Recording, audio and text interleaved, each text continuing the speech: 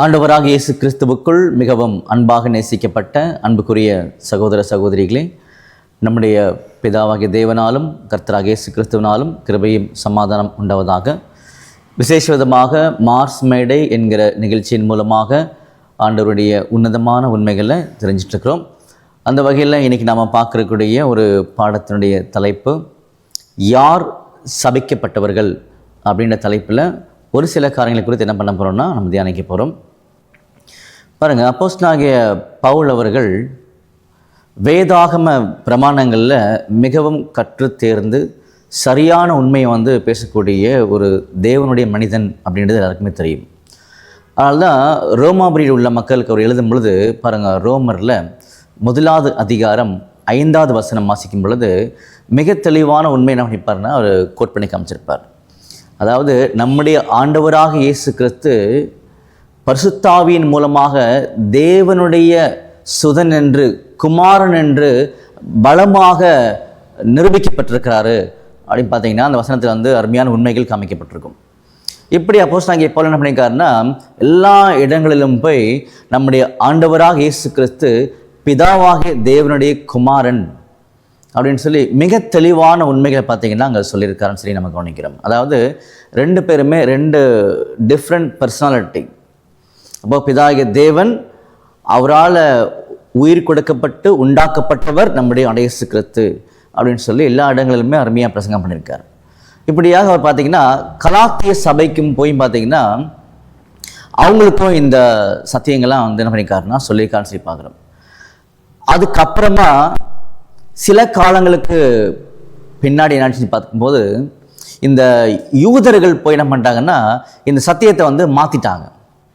அதனால் அப்போஸ்தலனாகிய பவுல் என்ன பண்ணுவார்னா சில கேள்விகள்லாம் கேட்பார்ன்றதுல போய் இவ்வளோ சீக்கிரம் இந்த ஒரு சுவிசேஷத்தை விட்டு நீங்கள் வழி விலகி போயிட்டீங்களே அப்படின்னு சொல்லி கலாத்தியர் 1 அதிகாரம் 6, 7, 8, 9 என்ன பண்ணுவார்னா பேசிட்டு வருவார்னு சொல்லி நம்ம கவனிக்கிறோம்.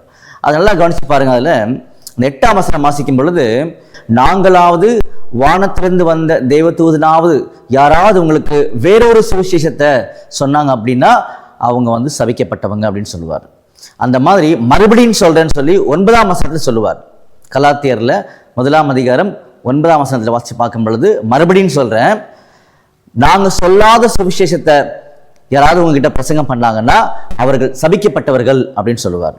அப்போ என்ன ஒரு பிரசங்கத்தை சுவிசேஷத்தை அப்போஸ்தலனாகிய பவுல் எல்லார்கிட்டையும் கொண்டு சேர்த்தான்றதும் ஏற்கனவே பார்த்துட்டோம். பாருங்கள், கலாத்தியரில் 1 அதிகாரத்தில் 16வது வசனம் வாசிக்கும் பொழுது அங்கே இன்னும் அழகாக தெளிவாக நம்ம காமிப்பார். நம்முடைய ஆண்டவராக இயேசு கிறிஸ்து தேவனுடைய குமாரன் அப்படின்னு சொல்லி தான் அவர் எல்லாருக்கும் பிரசங்கம் பண்ணியிருக்காரு அப்படின்னு சொல்லி அந்த வசனத்தில் ரொம்ப அழகாக என்ன பண்ணியிருக்காருன்னா காமிச்சிருக்கான்னு கவனிக்கிறோம்.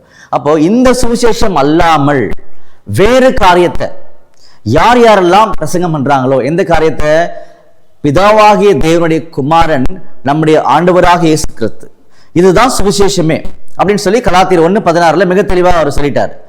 அப்போ இதை தாண்டி நம்முடைய ஆண்டவராக இயேசு கிறிஸ்துவுக்கு வேறு அடையாளங்களை காமிச்சு, என்ன மாதிரி அடையாளங்கள்?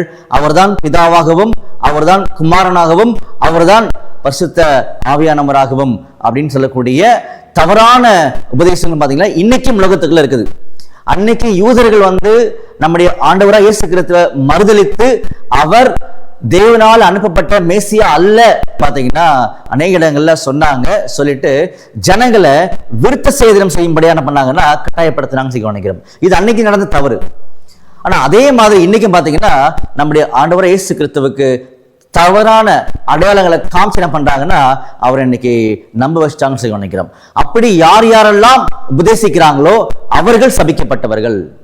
அன்புக்குரிய சகோதரர்களே, யார் சபிக்கப்பட்டவர்கள் சொல்லி கவனிக்கும் பொழுது, யார் நம்முடைய ஆண்டவராக இயேசு கிறிஸ்துவினுடைய அடையாளத்தை தவறாக புரிந்து கொண்டு சொல்றாங்களோ அவர்கள் நிச்சயமாகவே சபிக்கப்பட்ட நிலைமைக்குள்ளாக இருக்கிறான்னு கூட பார்த்தீங்கன்னா வேதாகம் தெளிவுபடுத்தி காமிக்கிறது புரிஞ்சுக்கிறோம். அப்போ நமக்கு அருமையான உண்மைகளை வேதாந்தத்தில் காமிச்சிருக்காரு. நம்முடைய ஆண்டவர் இயேசு கிறிஸ்து பிதாவாகிய தேவனுடைய குமாரன், அவர் பிதா அல்ல, அவர் ஆவியானவர் அல்ல அப்படின்னு உண்மைகள் வேதாந்தத்துல மிகவும் அழகாகவும் நேர்த்தியாகவும் இந்த உண்மைகள் காமிக்கப்பட்டிருக்கு. அப்ப நம்முடைய இயேசு கிறிஸ்துவினுடைய அடையாளங்களை சரியாக புரிந்து கொண்டு அவரை பின்பற்ற தேவன் தம்மை கிருபை செய்வாராக. ஆமென்.